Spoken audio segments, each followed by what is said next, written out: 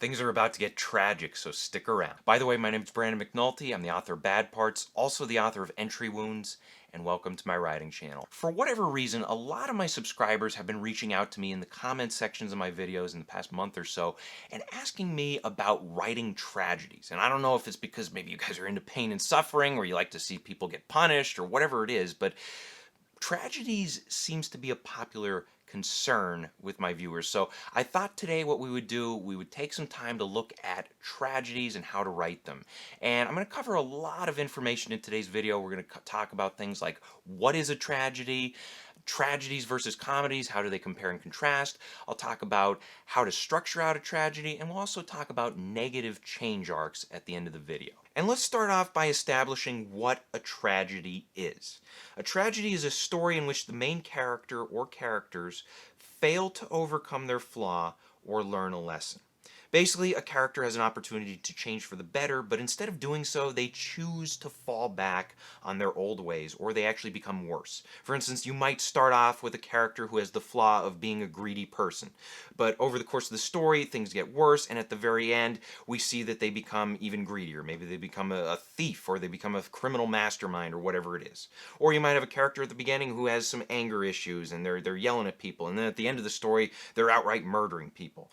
The key thing to remember here is that they have a flaw, but they fail to overcome it. And there's some other things to keep in mind with tragedies. For instance, the character may actually get what they want in the story, but usually they're not going to get what they need. So if they are greedy, they may get a ton of money, but it might come at a major cost. Like all the people who love and respect them end up, walking away from them, or they lose their family, or they lose something that they care deeply about. Something else to keep in mind with tragedies, they often end with the main character dying. This can be them literally dying, or it can be a symbolic death. For instance, the loss of a job, loss of a marriage, loss of a dream, loss of self-respect, etc. And usually tragedies have an unhappy or an unsatisfying ending for the main character and the supporting cast. Alright, so now let's talk about the difference between a comedy and a tragedy. Oftentimes when people talk about Shakespeare, they talk about, well, Shakespeare wrote some comedies and he wrote some tragedies.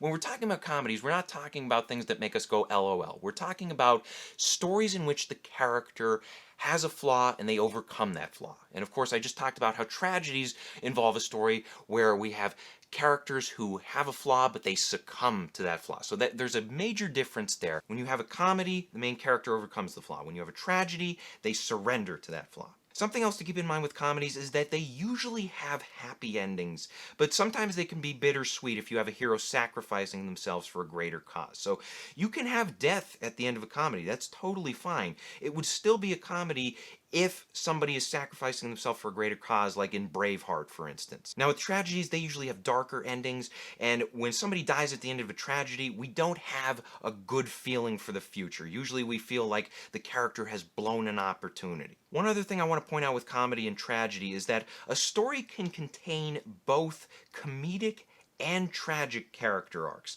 Oftentimes you will have a story where the hero has a comedic arc, meaning they overcome their flaw, and then the villain has a tragic arc, meaning that they succumb to their flaw.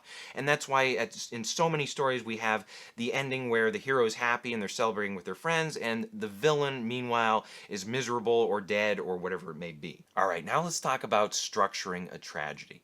And I talked a lot about plot structure in recent videos, so I'm not going to get too far into detail today, but if you are interested in learning more about plot structure, I'd recommend checking out my recent Save the Cat video, which I will link up here.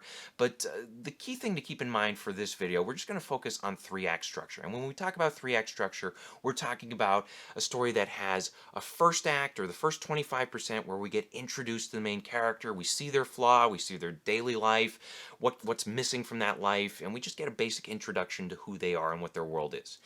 Then, in the second act, we see that hero go on a journey. They're in a new situation or a new location, and they face a variety of obstacles. And while they're grappling with these obstacles, they're also grappling with their flaw. They're usually going to be giving in to their flaw, regardless of whether or not it's a comedy or a tragedy. They're going to give in to this flaw. They're going to resist change. But over the course of the story, we're going to see the potential for change, and we're going to root for them to change. And then in the third act of the story, this is the final confrontation between the hero and the villain, and usually the hero has to make a choice about how they want to live their lives going forward. Do they want to overcome that flaw, or Are they going to surrender to it? Now, if you're writing a tragedy, it's important to know that usually a tragedy will follow the same basic story structure as a comedy. And there's a reason for this. You want the story structure to be the same because you want to keep the audience in suspense about whether or not the hero will overcome their flaw. Are they going to overcome it? Are they going to surrender to it? I wonder. This story feels like it could go either way. That's the important thing to remember here. You want to keep story structure similar regardless of what type of story you're working on. Now, that being said, if you are writing a tragedy, you might want to include some foreshadowing that will hint at the tragic end. You might want to have some moments where a character crosses a line. They do something that is, wow, that's pretty dark. Can't believe they did that. Will they still change? And you, of course, you want to keep that hope open there. Yeah, they do cross a line, but you still are rooting for them to overcome that flaw at the end. Now, if you are writing a tragedy, one particular story beat you may want to switch up is the all hope is lost. And this is the moment that happens about 70% into the story. It's a moment where the character suffers a major defeat in most cases, or in most comedies. Usually you have a situation where the character watches their mentor die, or the character, has a huge setback that just crushes their spirits. Now, if you're writing a tragedy, on the other hand, you might want to switch this moment over to the all hope is gained. And in this case, you'll have a moment where the character is really riding high and we're really feeling good about them and who they are and what they're trying to accomplish. But the purpose of doing this here, you want to put things at the peak here so that at the very end, they give in to their flaw and they have that tragic ending and we say, oh no, they had it all, and they totally blew it at the end. And then one last thing to keep in mind when structuring a tragedy, you want to have that climactic choice at the end of the story where they have that opportunity to overcome the flaw or succumb to it. And then real quick, I want to throw out a few examples of some popular stories that are tragedies. Star Wars Episode 3 is a great example. Anakin in this story, his flaw is fear. He gives in to fear. Eventually it leads to his destruction, and he has a symbolic death where he is reborn as Darth Vader. In Game of Thrones Season 1, Ned's flaw is adhering to a code of honor. He is so honorable that he fails to recognize all the snakes and everybody else in the world of Game of Thrones who are out to get him. He adheres to his code of honor, and that costs him in the end. In The Shining, Jack Torrance's flaw is his anger and alcohol issues. Over the course of the story, he gives into these constantly, and of course it leads to all kinds of terrible things happening to his family. And then finally, I'll throw out a couple Shakespearean examples. In Hamlet, his flaw is indecisiveness.